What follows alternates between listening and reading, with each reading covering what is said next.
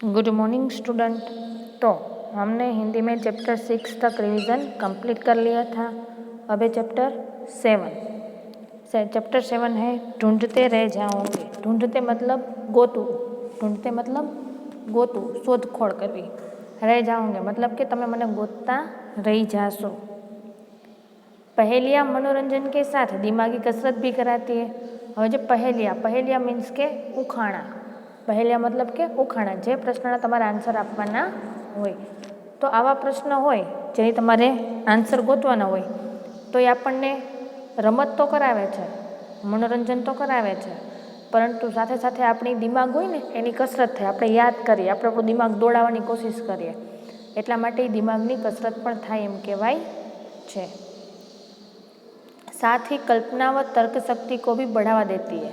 સાથે સાથે આપણી જે કલ્પના છે, આપણે વિચારવા માટે મજબૂર થઈએ છીએ કે આવું શું હોય છે, આવું શું હોય છે, એવી આપણે તર્ક શક્તિ ગોતવાની કોશિશ કરીએ છીએ। पहेलियाँ रोचक मज़ेदार होने के साथ भाषा विकास में भी सहयोगी है। अब पहेलियाँ मतलब कि उखाणा હોય એ રોચક તો હોય જ, मतलब કે આમ અલગ જ હોય થોડાક, પણ સાથે સાથે એ મજેદાર પણ હોય અને એની સાથે આપણો જે ભાષા વિકાસ એટલે કે આપણું લેંગ્વેજ सारी थाय छे, अपना वाक्य रचना होय ए આપણે કરી શકીએ છીએ। पहेलियाँ हमें शब्द वाक्य के विशिष्ट प्रयोग से भी अवगत कराती है।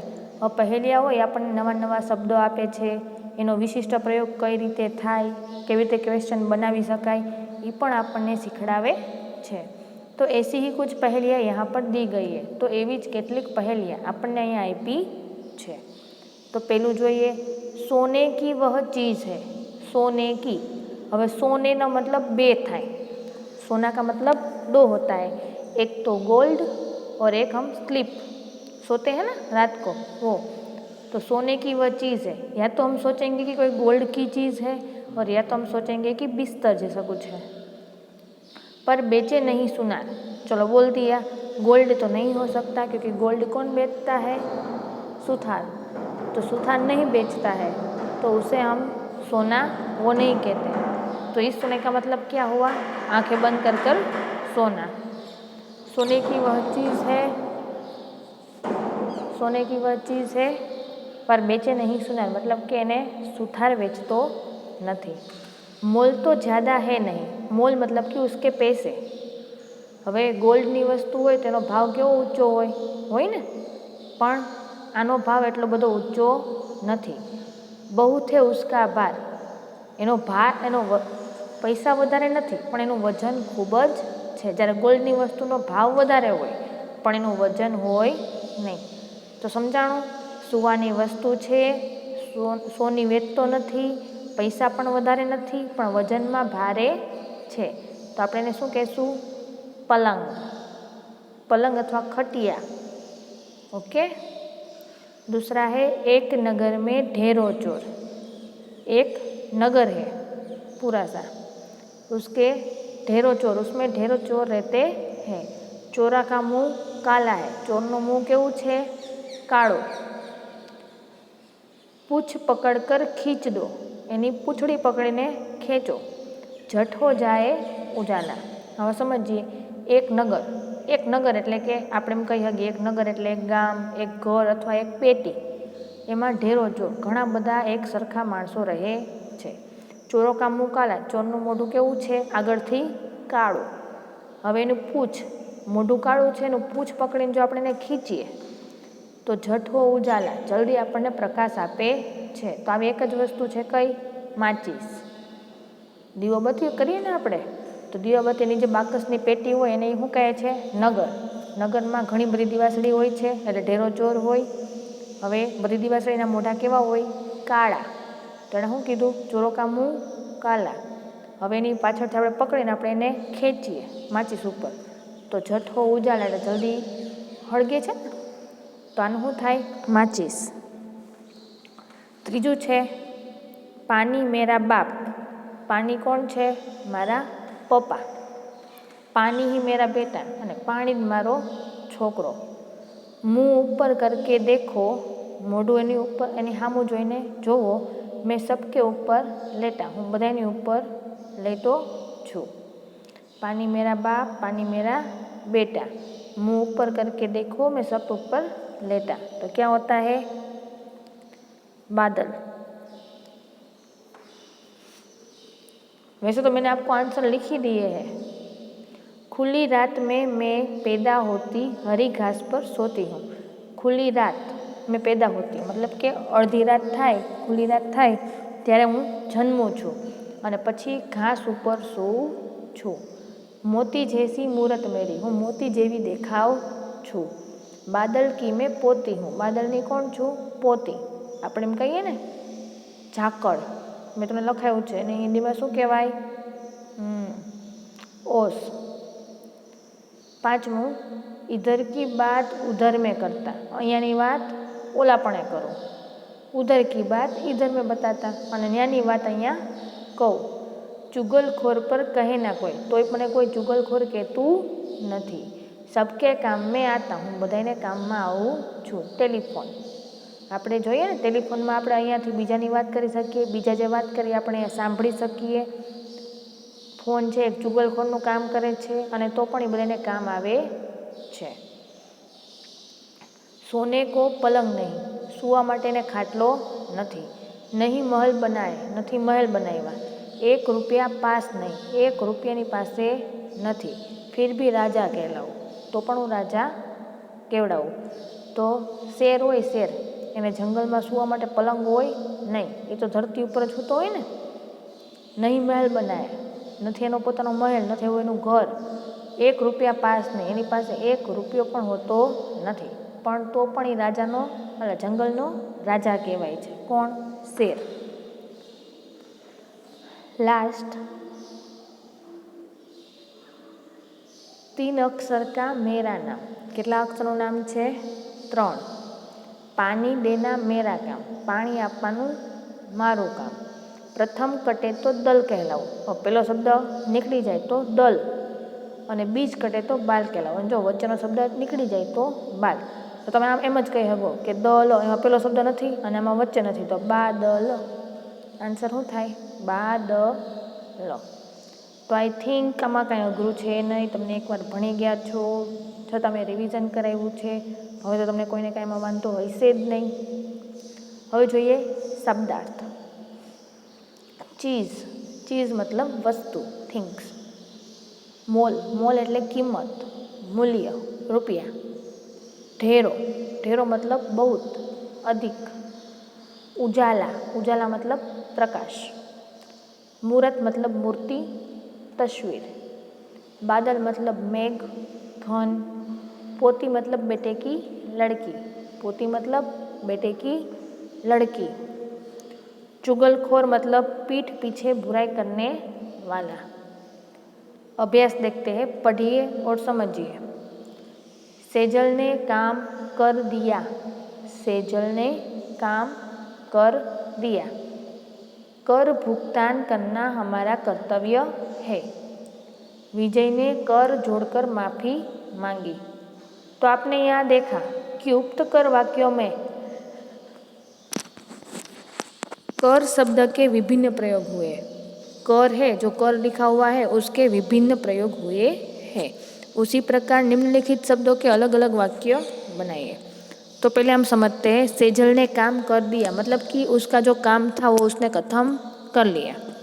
दूसरा है कर भुगतान करना हमारा कर्तव्य। कर मतलब कि जो वेरा होता है, पानी वेरो, घर वेरो, वाहन वेरो, तो वेरो कहवाय। तो ई कर भुगतान करना हमारा कर्तव्य है। त्रीजू है विजय ने कर, कर मतलब हाथ, विजय ने हाथ जोड़कर माफ़ी मांगी। तो वैसे ही मैंने आपको लिखा था बस मतलब स्टॉप। हम कहते हैं ना अब मुझे नहीं चाहिए, बस इतना काफ़ी है। और दूसरा बस मतलब मुसाफरी हम जिसमें करते हैं वो बस। सोना मतलब तो हमने ऑलरेडी देखा, सोना मतलब सो जाना। और दूसरा सोना मतलब गोल्ड। आम, आम मतलब सामान्य शब्द है, आम मतलब एक फ्रूट भी है। ऐसे ही उत्तर, उत्तर का मतलब क्या होता है? एक तो आंसर और एक दिशा, उत्तर दक्षिण पूर्व पश्चिम। पूरी, पूरी मतलब खाने की पूरी, पूरी मतलब ख़त्म हो गया। अब है चित्र और शब्द की मदद से पहली पूर्ण कीजिए। भारत, हमको नाम दे दिया है, उसका आंसर क्या है? भारत। तो हम क्या बना सकते हैं? 3 अक्षर का नाम प्यारा। भारत कितने अक्षर का नाम है? तो 3 अक्षर का नाम प्यारा। दुनिया में है सबसे न्यारा, दुनिया में है सबसे न्यारा। अंत कटे तो भार हो जाओ, अंत એટલે તો વયો જાય તો શું બની જાય? ભાર। અંત કटे तो भार हो जाओ, बीच कटे तो भात हो जाओ।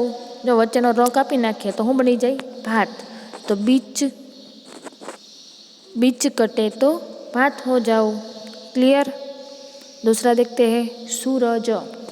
3 अक्षर का प्यारा नाम मेरा, 3 अक्षर का नाम मेरा, 3 अक्षर का नाम मेरा।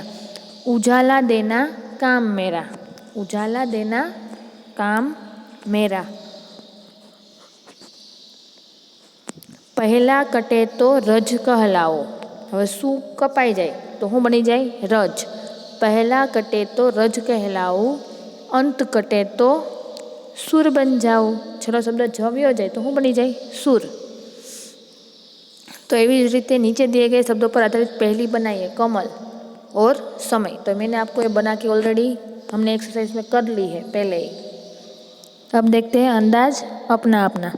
क्या आप मानते हैं कि फ़ोन चुगलखोरी करता है? कैसे? तो हाँ, फ़ोन चुगलखोरी करता है। कैसे?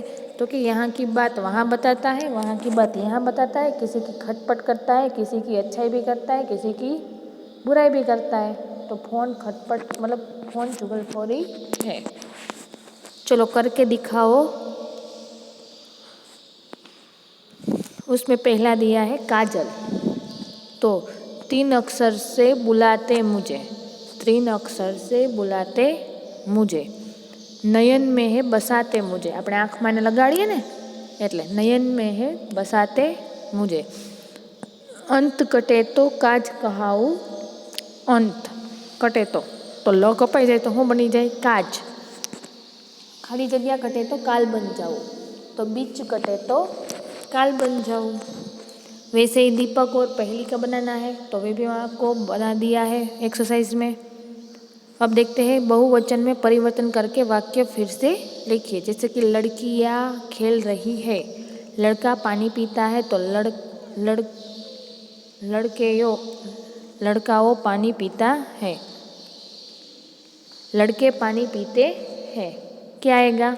लड़के पानी पीते हैं। किताब सुंदर है तो किताबें सुंदर है। वह जाता है तो वे जाते हैं। फूल खिला है, फूल खिले हैं।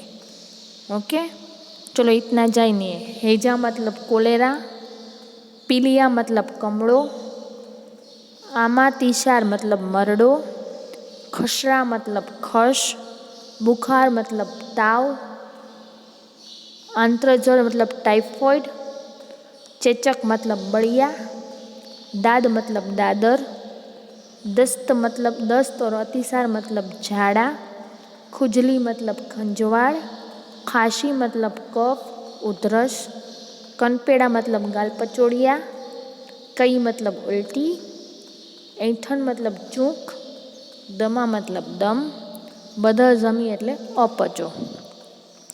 और एक पहली मुझे पहचानिए। मैं 5 अक्षर का गांव शहर का नाम हूँ। मैं एक देशभक्ता वतन हूँ। 5 अक्षर एनु नाम छे, एक देशभक्त ऊपर एनु नाम छे, ई गामनु नाम। देखो अच्छे से सुनना, ओके। मैं 5 अक्षर का गांव शहर का नाम हूँ। मारू गामडानुं तो मारू शहरનું નામ 5 अक्षरનું છે અને હું એક દેશભક્તના વતનનું છું। मैं एक देशभक्ता वतन हूँ। एक देशभक्तનું वतन એટલે કે ન્યાયનો જન્મ કે મૃત્યુ કંઈક થયું હશે।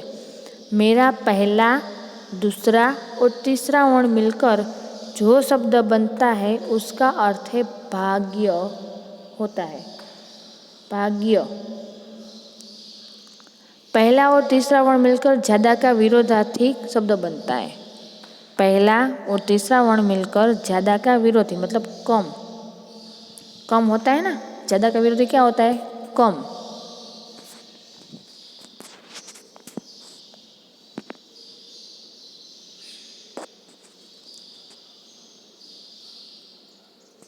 फिर है पांचवा और चौथा वर्ण मिलकर एक संख्या बनती है। पांचमो ने चौथो 5 अक्षर नाम है, चौथो ने पांचमो है एना परथी एक अक्षर बने छे, मतलब संख्यानुं नाम छे। पहला और दूसरा वर्ण मिलकर हाथ एक क्रियापद, मासूल, छल, किरण, ओला जैसे अनेक अर्थ वाला शब्द बनता है। पहला, तीसरा और दूसरा वर्ण मिले तो शरीर का एक अंग होता है। अब तो आप जान चुके होंगे, तो बताओ मेरा नाम। उपयुक्त पहले के आधार पर अब पोरबंदर शब्द के लिए स्वयं रचना कीजिए। बराबर। तो पहले तो ये 5 अक्षर का नाम है, वो है करमसद। करमसद। करमसद है वो देशभक्ता वतन है। किस देशभक्ता है? तो कि गांधी जी का। किसका है? गांधी जी का। मेरा पहला और दूसरा और तीसरा वर्ण मिलकर जो शब्द बनता है उसका अर्थ भाग्य होता है। तो करम, करम मतलब भाग्य। पहला और तीसरा वर्ण मिलकर ज्यादा का, तो कम, करमसद, तो करम, पहलो ने तीजो शब्द कम थयो। पांचवा और चौथा वर्ण मिलकर संख्या बनती है, सद। सद मतलब 100। पहला और दूसरा वर्ण मिलकर हाथ मतलब कर। कर के बहुत सारे महसूल, छल, किरण, ओला घना बधाना अर्थ थाय छे। पहला, तीसरा और दूसरा शरीर का एक अंग होता है, जैसे कि कमर होता है ना। तो पता चला करमसद। तो उपयोग पहले के आधार पर पोरबंदर शब्द के लिए भी ऐसी रचना करनी है, वो हमें नहीं करनी है। पहलियों का संकलन बनाए और साथियों से पहले पूछे, तो हम पहले पहलियों का उत्तर देख लेते। पहले मैं 4 पाई, मैंने बोला था ना 4 पाई मतलब खटिया, पलंग और 4 पाई, कुछ भी आप कह सकते हो। दूसरा माचिस, तीसरा बादल, चौथा ओश, पांचवा टेलीफोन, छठा शेर और सातवां बादल।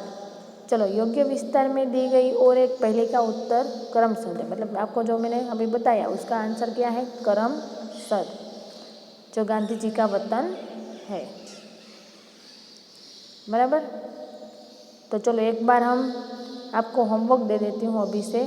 आपको ये जो 7 पहेलियाँ दी है, पहली, दूसरी, तीसरी, चौथी, पांचवी, छठी, सातवीं, ये आपको रीड करनी है और एक बार लिखनी है आंसर के साथ। एक बार आंसर के साथ आपको ये लिखनी है। क्लियर? और कल बतानी है, सैटरडे को, भला अगले फ्राइडे को बतानी है। किस याद तो है ना? मंडे दिखा देना। ओके। चलो, दोहा अष्टक, चैप्टर नंबर 8, दोहा अष्टक। दोहा मतलब जो हम गा सकते हैं वैसी काव्यपदी। ऐसा लिखने वाले 3 ही लोग हैं जो बड़े अच्छे दोहे लिखते हैं, जैसे कि कबीर, तुलसीदास और रहीम जी। दोहे हिंदी भाषा साहित्य की अनमोल निधि है। दोहे है वो हिंदी भाषा के साहित्य में अनमोल मतलब कि बहुत अनमोल है। दोहे व्यवहारिक दृष्टांतों से माध्यम से सरल सहज रूप में जीवन, लोक, व्यवहार गुण, स्वभाव, नीति, रीति आदि से परिचित कराते। हवे दोहे छे, दोहे શું કામ કરે? तो कि अलग अलग આપણને એક્ઝામ્પલ આપે છે, આપણને સરળ સહજ ભાષામાં એનો જીવનની જે એનો સ્વભાવ છે, જેનો ગુણ છે, જેની નીતિ છે, જેની રીતિ છે, એ આપણને શીખડાવે છે। प्रस्तुतिकाय में कबीर, तुलसीदास और रहीम के चुने गए ऐसे ही दोहे संकलित है, जेमां આપણને जीवनની सत्यता દેખાય છે, જેમાં આપણને આપણે કેવી નીતિ રાખવી જોઈએ, કેવી રીતિથી રહેવું જોઈએ, આપણો સ્વભાવ કેવો હોવો જોઈએ, આપણામાં ગુણ કેવા સારા હોવા જોઈએ, કેવો વ્યવહાર કરવો જોઈએ, કેવું જીવન જીવવું જોઈએ। તો આ જ વસ્તુ આપણને એમાં શીખડાવે છે। સમજાણું? હવે છે કબીર। ये 15वीं शताब्दी के कवि थे। कई सदीना है? 15वीं सदीना। वे बड़े संत थे। शू था? सौथी मोटा संत।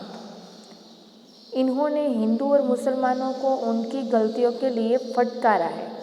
हवे हिंदू और मुसलमान आपस में जયારે झगड़ा करता ने त्यारे एनी कोई भूल थाय तो एनी गलती होय, जेनी भूल होय एनी बाबते एणे फटकार्या छे, मतलब एनी बाबते एणे कह्युं छे।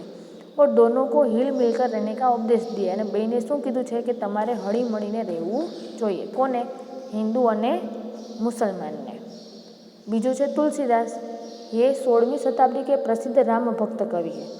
हवे तुलसीदास है ये 16वीं सदीना प्रसिद्ध राम भक्त कवि है। उन्होंने रामचरितमानस नामक प्रसिद्ध ग्रंथ लिखा है। इन्हें रामचरितमानस एना ऊपर इन्हें ग्रंथ लिखो है। और रहीम, इनका पूरा नाम है अब्दुल रहीम खान खाना। ये बड़े उदार और अनुभवी है, बहुत उदार स्वभावना है, बहुत एक्सपीरियंस वाला मानस है। हिंदी में इन्होंने बहुत ही सुंदर दोहे लिखे हैं। हिंदी में इन्हें बहुत सारा दोहा लिखा है। तो समझी लीधुं, कबीर है 15મી સદીના संत कवि हता। एणे हिंदू और मुसलमानों की गलतियां पर एने डायटा है, मतलब खीजाणा है, और एने हળી મળીને રહેવાનો ઉપદેश આપ્યો છે। જ્યારે तुलसीदास है ये राम भक्त हता। एणे रामचरितमानस जो रामायण है रामायण पर निर्धारित है एवो ग्रंथ लख्यो है। और જ્યારે रहीम है एनु पूरुं नाम है अब्दुल रहीम खाज खाना। आ बहुत उदार और अनुभवी माणस हता और हिंदी में एणे सुंदर दोहा आप्या है। तो આપણે लेक्चर अहींया सुधी राखीए छीए। न समजाय तो पूछी लेजो। Okay, thank you.